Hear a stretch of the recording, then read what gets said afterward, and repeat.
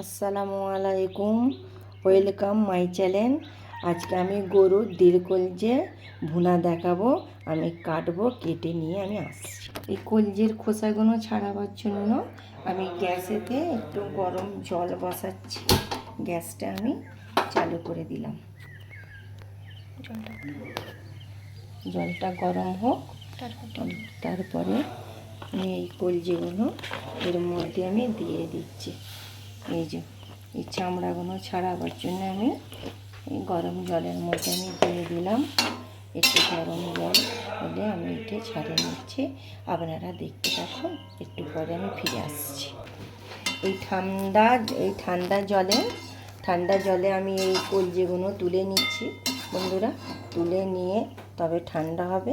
ঠান্ডা হয়ে গেলে আমি এর চামড়াগুলো ছাড়িয়ে নেব, তারপরে আমি ফিরে আসছি। আমি এগুলো ধুয়ে সব পরিষ্কার করে নিয়েছি। এতে কলজে আছে, গুর্দো আছে, পিলুই আছে। ধুয়ে আমি কত সুন্দর পরিষ্কার করে নিয়েছি। আমি এবার রান্নাটা বসাতেই যাচ্ছি। চলুন আমি গ্যাসটা চালু করে দিই। রান্না এর মধ্যে দিতে হবে নুন, হলুদ, লঙ্কার গুঁড়ো, ডালচিনি, এলাচ, লবঙ্গ, তারপরে তেজপাতা, মশলার গুঁড়ো দিয়ে আমি কড়াটা গরম হয়ে গেলে তেল দেবো। তেল দিচ্ছে, তেল দিয়ে তেলটা গরম হয়ে গেলে আমি পেঁয়াজ কুচিটা এর মধ্যে দিয়ে দেখুন বন্ধুরা, এই তেল আমার খুব গরম হয়ে গেছে। এবার আমি পেঁয়াজ কুচিগুলো দিয়ে দিচ্ছি। একটু বেশি করে পেঁয়াজ দিতে হবে বন্ধুরা, দিলে একটু কষা ভুনা ভালো সুন্দর হবে। আমি নাড়তে থাকি। পেঁয়াজ লাল হয়ে গেলে তারপরে আমি মশলাগুলো দেখাবো আপনাদেরকে। যখন আমি কড়াই দেবো, পেঁয়াজ লাল হয়ে গেলে যখন দেবো তখন আপনাদেরকে আমি দেখাবো।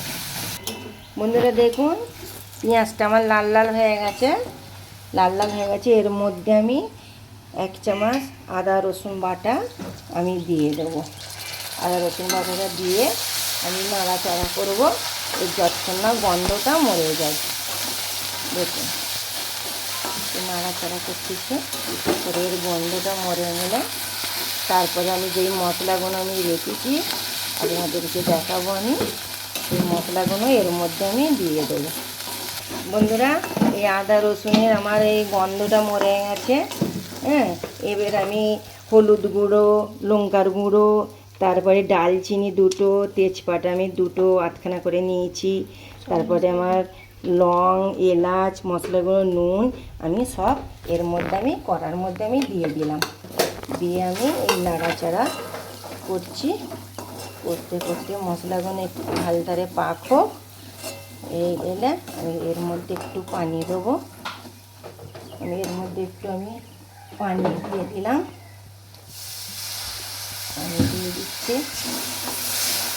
পানি দিয়ে দিলে মশলা দেখুন, এর মশলাটা আমার সব মিশে গেছে, একসাথে মশলা মিশে গেছে।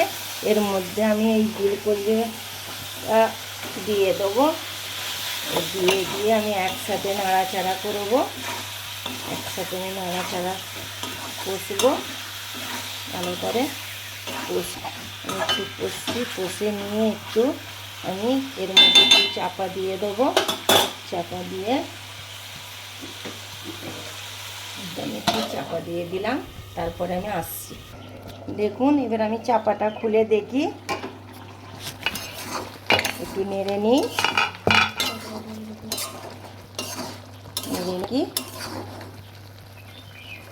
কষতে থাকি একটু। আমি নতুন চ্যানেল খুলেছি। আমার চ্যানেলের নাম রহিমা ভিলেজ কিচেন। আপনারা সাবস্ক্রাইব করবেন, আমার পাশে থাকবেন। বন্ধুরা, কষাটা হয়ে গেছে। দেখুন কত সুন্দর কষা হয়েছে। তেল ছেড়ে গেছে, মোটামুটি তেল ছেড়ে গেছে বন্ধুরা। মশলা সব ঠিকঠাকই আছে দেখতে পাচ্ছি। এবার আমি এর মধ্যে একটু জল দিয়ে দেবো। আপনারা আমাকে সাবস্ক্রাইব করবেন, আমার পাশে থাকবেন, আমাকে সাপোর্ট করবেন। দেখুন আমার তেল ছেড়ে গেছে, ভুনা ভুনা হয়ে গেছে। এর মধ্যে আমি একটু জল দিয়ে দিচ্ছি, দিয়ে আমি ফিরে আসছি।